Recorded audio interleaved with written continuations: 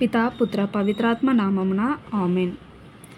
ఈనాడు మనము విమానాలు రాకెట్లు నడిపించే వారి యొక్క పాలక పునీతుడైన పునీత కుపెర్తీనో యోసేపు గారి పండుగను కొనియాడుతున్నాము. ఈయన ఇటలీ దేశంలో వెదేసి నగరంలో ఉన్న కుపెర్తీనో అనే ఒక చిన్న కుటుంబంలో క్రీస్తు శకం 1603 జూన్ 17వ తారీఖున జన్మించారు. ఈయన తండ్రి చెప్పులు కుట్టే పని చేసేవారు. కుపెర్తీనో యోసేపు గారు ఆయన తల్లి కడుపులో ఉన్నప్పుడే ఆ తండ్రి మరణించారు.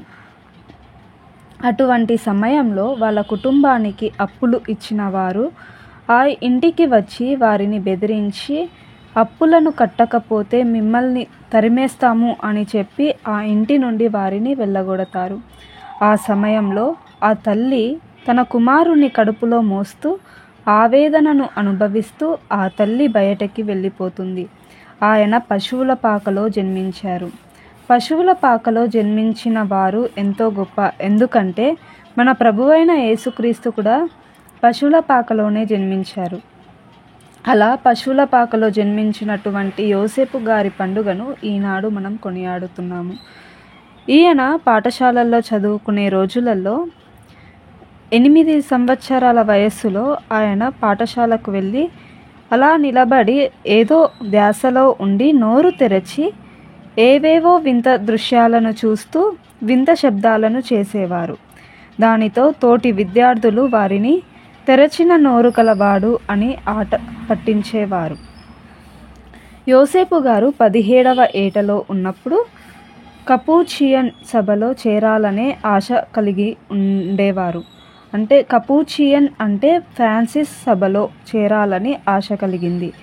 ఆయనను చేర్చుకోవాలి అని అనుకున్నప్పుడు ఆ కపూచియన్ సభకు చెందిన వారు ఆయనను ఒక పనివాడిగా చేర్చుకున్నారు.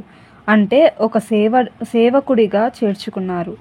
సేవకుడిగా పనిచేసినప్పుడు అతని యొక్క జీవితంలో నమ్మకం కలిగిన వ్యక్తిగా పనిచేశారు.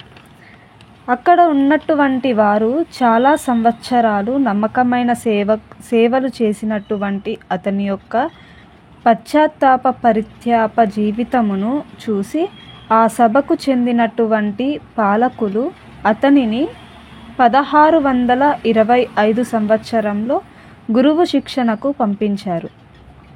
గురువు శిక్షణ పొందిన తరువాత 1628 సంవత్సరంలో ఆయన గురువుగా అభిషేకించబడ్డారు. అప్పటికి ఆయన వయసు 25 సంవత్సరాలు. ఇప్పుడు ఆయన జీవితంలో జరిగినటువంటి గొప్ప పనులు చూస్తూ ఉంటాం. అంటే పరలోక సంబంధమైన జ్ఞానం, అంటే పరలోక దైవ జ్ఞానం వారికి అధికంగా ఉండేది. అలాగే ఏ చిక్కు ప్రశ్నకైనా సులభంగా ఉండే జవాబులు ఆయన వద్ద ఉండేది. మరియు ఎదుటి వారి యొక్క హృదయంలో ఉన్నటువంటి తలంపులు ఎట్టివైనా వారికి తెలుస్తుంది. అటువంటి శక్తి కలిగి ఉన్నటువంటి వారు ఈయన.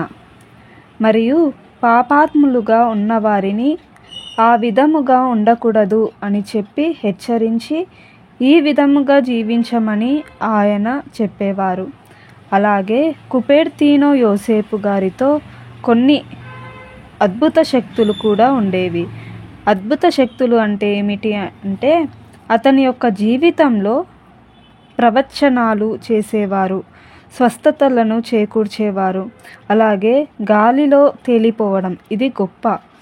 ఈయన 70 సార్లు గాలిలో ఎగిరిపోయారు అని చరిత్ర చెప్తుంది. మరియు దేవాలయంలో భక్తులలో నిండి ఉన్నప్పుడు ఆయన దేవాలయం ద్వారం నుండి పీఠానికి ఎగిరిపోయేవారు. అవన్నీ కూడా ప్రజలు చూసేవారు. ఇంకా సన్నని ఆలీవు కొమ్మ మీద కూర్చొని ఆయన ధ్యానం చేసేవారు. అలాంటి శక్తి కలిగి ఉన్నటువంటి యోసేపు గారిని మతవాసులు తిరస్కరించారు. ఇలాంటి పనులు చేస్తున్నాడు ఈయనని బలి పూజలలో పాల్గొనకుండా చూడాలి అందరితో కలిసి భోజనం చేయకూడదు, పూజ ఒంటరిగా చేసుకోవాలి, ఇలాంటి నియమాలను పెట్టారు. అందువలన ఆయన ఒంటరిగా జీవించారు. ఎంత కష్టం వచ్చినా, ఎంత బాధ వచ్చినా ఆయన వాటిని భరించారు. కుపెర్తీనో యోసేపు గారు, ఆయన అతని జీవితంలో గొప్ప పునీతుడిగా జీవించాడు. ఈయన 1663 సంవత్సరంలో మరణించారు. పితా పుత్ర పవిత్రాత్మ నామమున ఆమేన్. Thank you. కుపెర్తీనో యోసేపు గారు మా కొరకు ప్రార్థించండి. ఆమేన్.